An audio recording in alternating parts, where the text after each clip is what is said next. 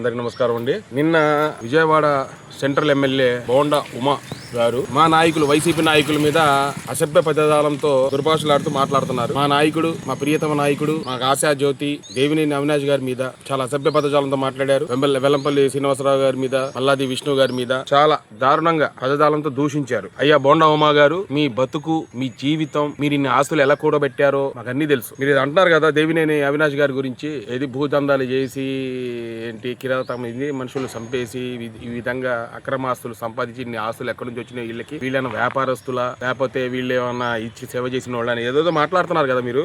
నేను ఒకటే సూటి ప్రశ్న అడుగుతున్నా. మీ యొక్క బ్రతుకు, మీ నాన్నగారు కనకారావు గారు, గుర్తుపెట్టుకొని చెప్తాను, మీ నాన్నగారు కనకారావు గారు సామాన్య వ్యక్తి, మీకేం వ్యాపారాలు లేవు, మీ నాన్నగారు ఏం గవర్నమెంట్ ఉద్యోగస్తుడు కాదు, మీరేం కాదు, మీరు ఇద్దరు సంతానం. మీ నాన్నగారికి పుష్పవతి గారికి, మీ అమ్మగారు పుష్పవతి గారికి ఇద్దరు సంతానం, బోండా సీను, బోండా ఉమా. ఎందుకు చెప్తున్నానండి ఇంత క్లారిటీగా? మీ బతుకు ఏంటో, మీ చరిత్ర ఏంటో చెప్తున్నా. మీరు బ్యానర్లు కట్టుకుంటూ, తెలుగుదేశం బ్యానర్లు కట్టుకుంటూ రోడ్ల మీద తిరిగే వ్యక్తి మీరు. భూ కబ్జాలు చేసి ఆఖరికి మీరు చివరికి పార్కులు కూడా వదిలిపెట్టలా. మీరు చెప్తాను చూడండి, మీరు పార్కులు కూడా వదిలిపెట్టలా. ఒక బేవార్సి లాగా తిరిగేవాళ్ళు మీరు. అలాంటి భూ కబ్జాలు చేసి, గవర్నమెంట్ స్థలాలు కబ్జా చేసి, లేఅవుట్లు పెట్టి దాన్ని ఫ్లాట్లుగా అమ్ముకొని మళ్ళీ ఆ ఫ్లాట్లకి రిజిస్ట్రేషన్ కోసం డబ్బులు వసూలు చేసే బతుకు మీది. మీరు మా నాయకులు తిట్టడం ఏంటి? మా నాయకుల్ని తిట్టడానికి అవసరం ఎందుకు వచ్చింది మీకు అసలు? మీరు ఒక రౌడీ లాగా, ఒక గూండా లాగా డిఎస్సి పరీక్షల్లో అవకతవకలు చెప్పినాయి. నారా లోకేష్ నారాయణ రాజీనామా చేయాలని చెప్పి మా నాయకుడు మా అధినాయకుడు జగన్మోహన్ రెడ్డి మాట మీద రిలే నిరాహార దీక్షలు చేస్తుంటే మీకు వచ్చిన కడుపు అంటే ఏంటన్నా? మీరు చేసిన అభివృద్ధి ఏంటి? మీరు ఎందుకు భయపడ్డారు దాని గురించి?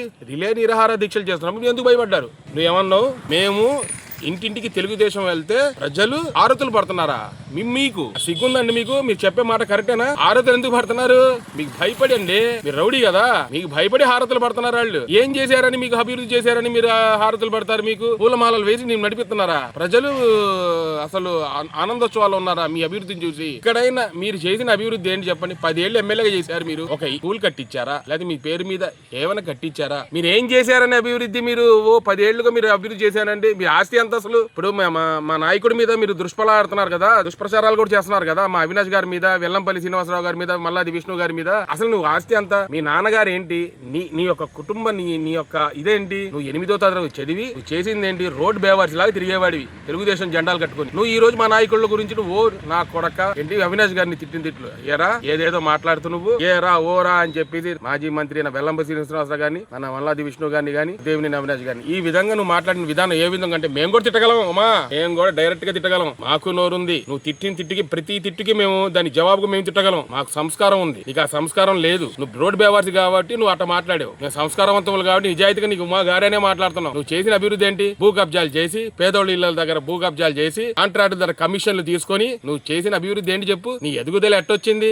ఇంత ఆస్తి ఎట్ట సంపాదించావు? నీ ఆస్తి దగ్గర 500 నుంచి 1000 కోట్ల ఆస్తి సంపాదించావు. నువ్వు ఎఫిడవిట్లు ఏం పెట్టావు? నువ్వు ఎలక్షన్స్ 2019లో 2014 నీ ఆస్తి ఎంత విలువ తెలుసా? 34 కోట్లని పెట్టావు. 2019 ఎంత పెట్టావు? 64 కోట్లని పెట్టావు. నీకు ఆస్తులు ఎక్కడ నుంచి వచ్చినాయి? అసలు ఆస్తి పరుడువా? మీ నాన్న నీకేమైనా కోట్ల ఆస్తి సంపాదించి పెట్టాడా? లేదే. నువ్వు ఏ విధంగా సంపాదించావు అంటే నువ్వు నిజాయితీకి సంపాదించావు ఆస్తులని. ఇవన్నీ ఆస్తులు నీ కొడుకు నేషనల్ హైవేలో అక్కడ మన గుంటూరు జిల్లాలో ఒక యాక్సిడెంట్ చేస్తే విజయ్ నాగేంద్ర అనే కుర్రోడు, ఇంజనీర్ కుర్రోడు, 20 సంవత్సరాల కూడా యాక్సిడెంట్ చనిపోయాడు. అది గుర్తుందా? నీ కొడుకు, చిన్న కొడుకు రవితేజ, బోండా రవితేజ అన్నాడు, మందు తాగి తప్పదాగి ట్రాఫిక్ రూల్స్ నెగ్లెక్ట్ చేసి వెళ్ళిపోతే చలానా కట్టి తీసుకొచ్చినోడు.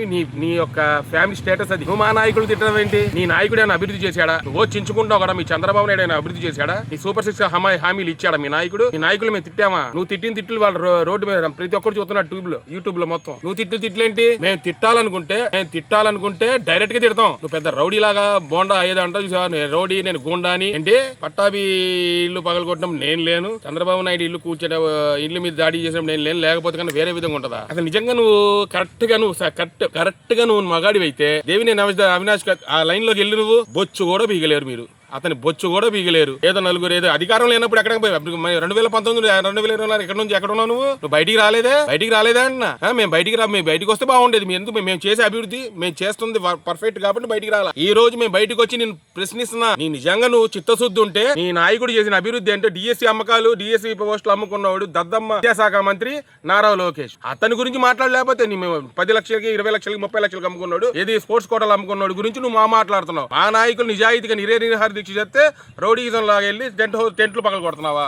ఎన్ని కాలం ఎంతకాలం కూడా ఈ కాలం చల్లదు నీది. రాబోయే రోజుల్లో కరెక్ట్ గా సమాధానం చెప్పే రోజులు దగ్గర ఉన్నాయి. ఇది నీకు చివరి ఎలక్షన్స్ లేదు, నువ్వు గుర్తుపెట్టుకో. నువ్వు అనుకుంటున్నావు ఇవాళ ఏదో కాళ్ళు పట్టుకుంటారు ఏది చేస్తారు అని చెప్పి మాట్లాడుతున్నాం. మా అవినాష్ గారి గురించి, వెల్లంపల్లి గారి గురించి, మన విష్ణు గారి గురించి. రేపు పొద్దున అదే విష్ణు గారి చేతిలో ఎన్ని ఓట్ల మెజార్టీతో నువ్వు ఓడిపోతున్నావో తేల్చుకో. నువ్వు ఇవాళ నువ్వు ఏదో మాట్లాడి ఇంకా ఏదో చేద్దాం ఊడదీద్దాం అనుకుంటున్నావు. బట్టలు కూడా చేసే రోజులు నీకే దగ్గరలో ఉన్నాయి. జాగ్రత్తగా ఉండు. వైసీపీ నాయకులతో కార్యకర్తలతో పెట్టుకో. మాకు ఈ 3 సంవత్సరాలు సుపరిపాలన చేస్తావో, రౌడీ రాజ్యమే చేస్తావో, కబ్జాలు చేస్తావో, ఏం చేసుకుంటావు ఈ 3 సంవత్సరాలు చేసుకో. తర్వాత అనేది మేము కూడా చూపిస్తాం సినిమా. ఇవాళ నువ్వు మాట్లాడిన విధానాన్ని బట్టి, ఆ మాటలను బట్టి రేపు పొద్దున మాట్లాడే విధానం కూడా ఇట్టే ఉంటది. ఉమా గారు చాలా జాగ్రత్తగా ఈ 3 సంవత్సరాలు మీ సెంట్రల్లో సుపరిపాలన చేసుకోండి. ఆ జోలికి మాత్రం రామాకండి.